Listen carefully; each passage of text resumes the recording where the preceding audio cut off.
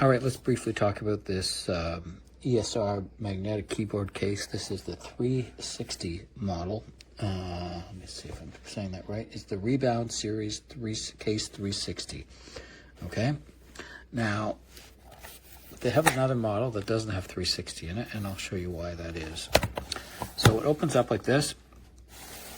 Once you go back, it goes to this position, and that's it. It does not go further back. It does not go more like that. It's this position. That's all it works in. And that is relatively steep. The other model that is not 360 can be tilted further back, and I'll explain why that is in a second. So the keyboard part, the bottom part on the ground here, is exactly the same on the 360 and not 360 models. Okay, the difference between the 360 and the not 360 is this. So here's the iPad. It comes in this black case. The keyboard comes with this black case, and it accommodates your fingerprint reader and your volume buttons and everything as normal. Okay, in this case, you mount this on here. Okay, and this angle here is exactly the same as the angle of the other model, but the other model only does this angle. Okay, it can't do anything else, and that's why it's not 360. This one's called 360 because you can take off your iPad and you can rotate it 360 degrees or whatever you want. Obviously, I'm just rotating at 90 here, and you can look at it in portrait mode, right? And you can also raise it up higher, 2 inches, and get it more at your eye line, okay? And that's the same with the landscape. So landscape, you can do it like that, or you can raise it up like that, an extra 2 inches basically here, which puts this more at your eye line, which is better for your neck. That's really the only difference between these. Comes with this case, which I don't know if there's metal in here or if it's just stronger magnets, but this thing is very strong compared to the other model. You can take it out of the case and mount it there, but only in this position. It will not work in portrait, and it will not work at the higher levels without the case on. Okay? It's an excellent keyboard. You can do little backlit colors and brightness on the backlight thing. You control the iPad's brightness and volume and things like that from here, but I'm not going to go into all that because everybody else is going to talk about that. All I'm keen to tell you is the difference between the two cases is the height and the rotation.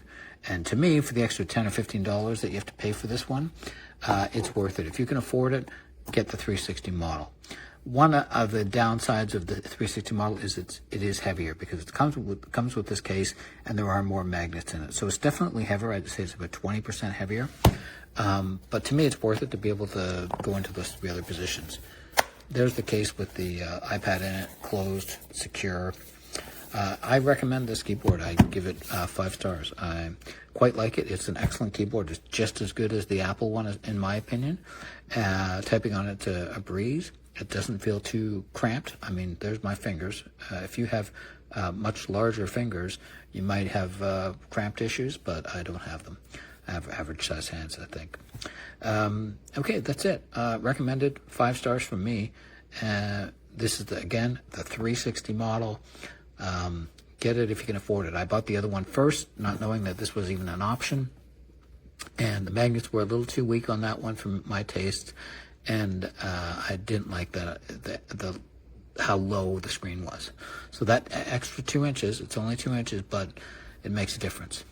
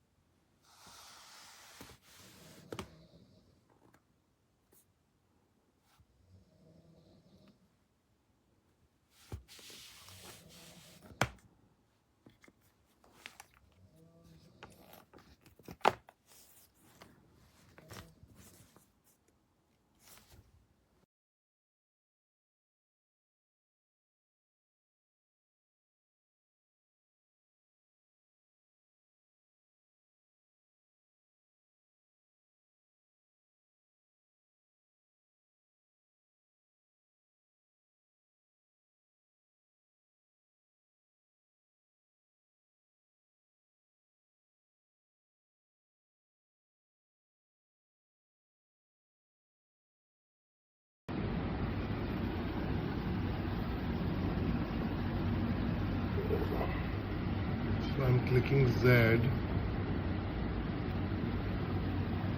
It's a Y. And I'm clicking Y. It's a Z.